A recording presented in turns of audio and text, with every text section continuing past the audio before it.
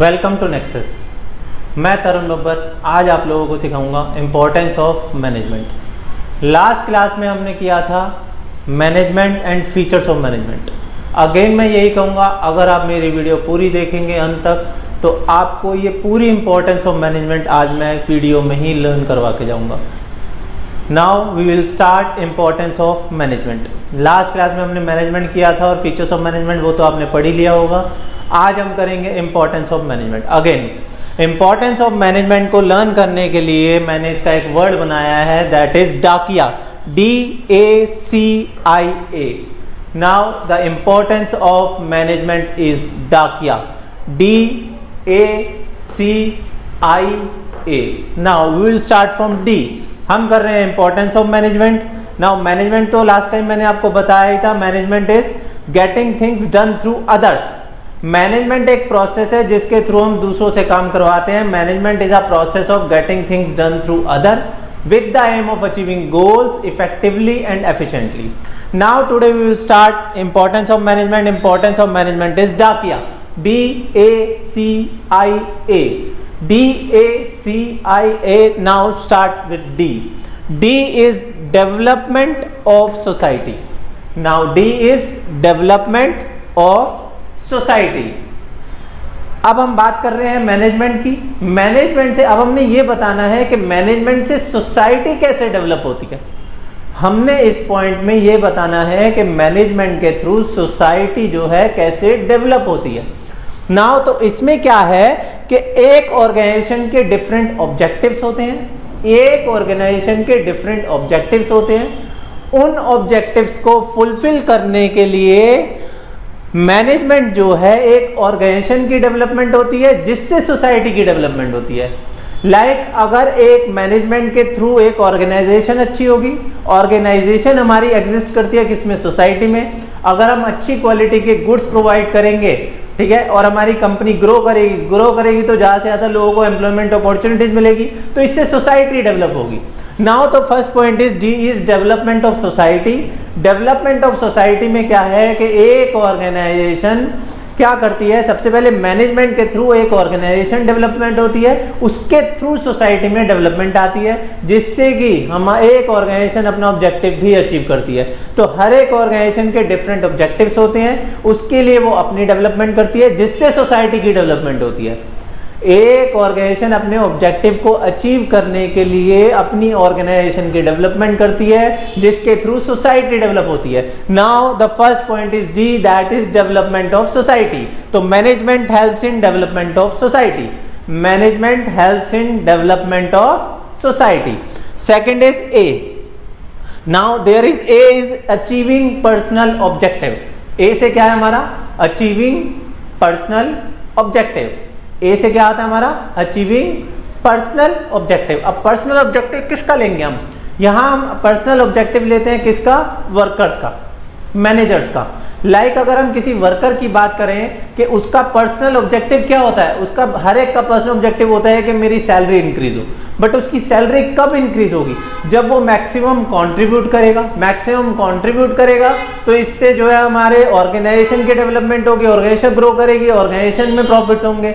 जब ऑर्गेनाइजेशन में प्रॉफिट्स होंगे इससे ही इंडिविजुअल की सैलरी भी इंक्रीज होगी। हम इस पॉइंट में क्या कर रहे हैं, अचीविंग पर्सनल ऑब्जेक्टिव। क्या कर रहे हैं, अचीविंग पर्सनल ऑब्जेक्टिव। तो अचीविंग पर्सनल ऑब्जेक्टिव में एक मैनेजर अपनी टीम को इस तरीके से लीड एंड मोटिवेट करता है। एक मैनेजर अपनी टीम को इस तरीके से लीड एंड मोटिवेट करता है जिससे वो जो है मैक्सिमम कंट्रीब्यूट करे।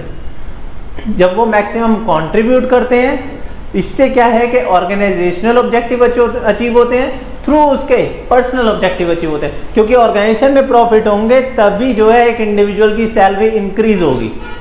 ठीक है, तो A is achieving personal objective. Achieving personal objective, तो एक मैनेजर अपनी टीम को इस तरीके से लीड एंड मोटिवेट करेगा जिससे कि वो मैक्सिमम कंट्रीब्यूट करे। मैक्सिमम कंट्रीब्यूट करेगा तो इससे ऑर्गेनाइजेशन ऑब्जेक्टिव अचीव होंगे। ऑर्गेनाइजेशन ऑब्जेक्टिव अचीव के थ्रू ही उसके पर्सनल ऑब्जेक्टिव अचीव होंगे। Clear. Now the first point था हमारा D is development of society. A से क्या आया, अचीविंग पर्सनल ऑब्जेक्टिव, ए से क्या आया, अचीविंग पर्सनल ऑब्जेक्टिव। अब आते हैं हम सी, सी से क्या आता है हमारा, क्रिएट डायनामिक ऑर्गेनाइजेशन, क्या आया, क्रिएट डायनामिक ऑर्गेनाइजेशन। मैंने आपको फीचर्स में भी बताया था, डायनामिक मींस चेंजेस, लाइक हमारी ऑर्गेनाइजेशन एग्जिस्ट करती है एनवायरनमेंट में, एनवायरनमेंट जो है कॉन्स्टेंटली हमारा चेंज होता रहता है, बट अब हमें इसे जो है इंपॉर्टेंस की तरह बताना है। तो इंपॉर्टेंस में क्या है कि हमारी ऑर्गेनाइजेशन जो एग्जिस्ट करती है एनवायरनमेंट में और एनवायरनमेंट कॉन्स्टेंटली चेंज होता है, तो इंडिविजुअल इन चेंजेस को एक्सेप्ट करने से मना करते हैं, इट मींस रेसिस्ट करते हैं।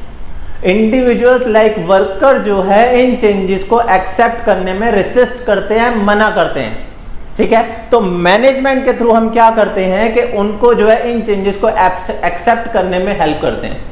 जब वो इन चेंजेस को एक्सेप्ट करेंगे तभी ऑर्गेनाइजेशन हमारी ग्रो करेगी। लाइक अगर कोई भी एक नई टेक्नोलॉजी आई है, उस टेक्नोलॉजी में मान लो नई मशीनरी आई, बहुत महंगी आई है, बट वर्कर जो है उसको चलाना चाहता है, उसको पता है कि अगर कोई भी वियर एंड टियर हो गई उस मशीन में तो ये तो मेरे जिम्मे पड़ जाएगी।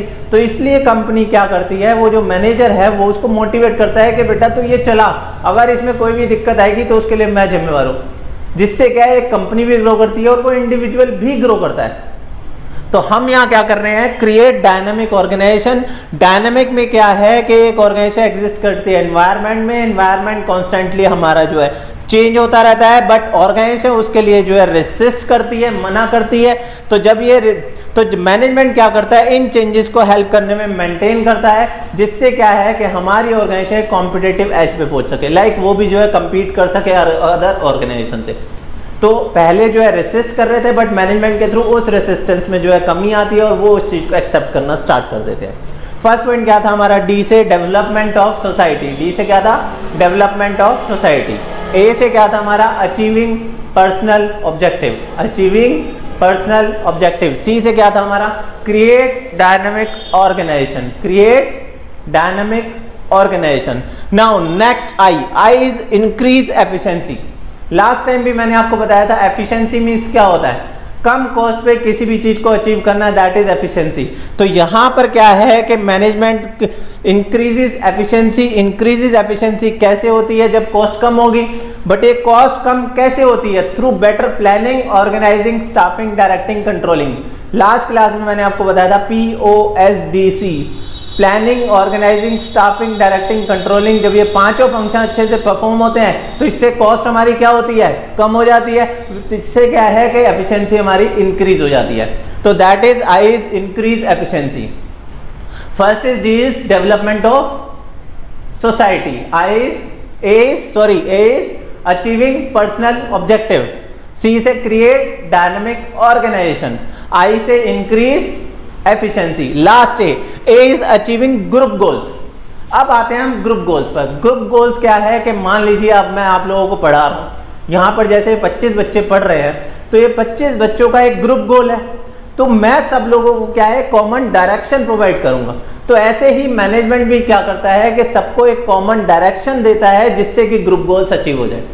मैनेजमेंट सबको जो है जब भी ग्रुप गोल्स आएगा उसमें कॉमन डायरेक्शन प्रोवाइड करेंगे, कॉमन डायरेक्शन प्रोवाइड करने से हमारे जो है ग्रुप गोल्स अचीव हो जाएंगे। तो आज हमने सीखा है importance of management. Importance of management होता है हमारा डाकिया। डी से क्या आता है हमारा, development of society. A is achieving personal objective. C is create dynamic organisation, create dynamic organisation. I is increase efficiency. Last is achieving group goals. Achieving group goals.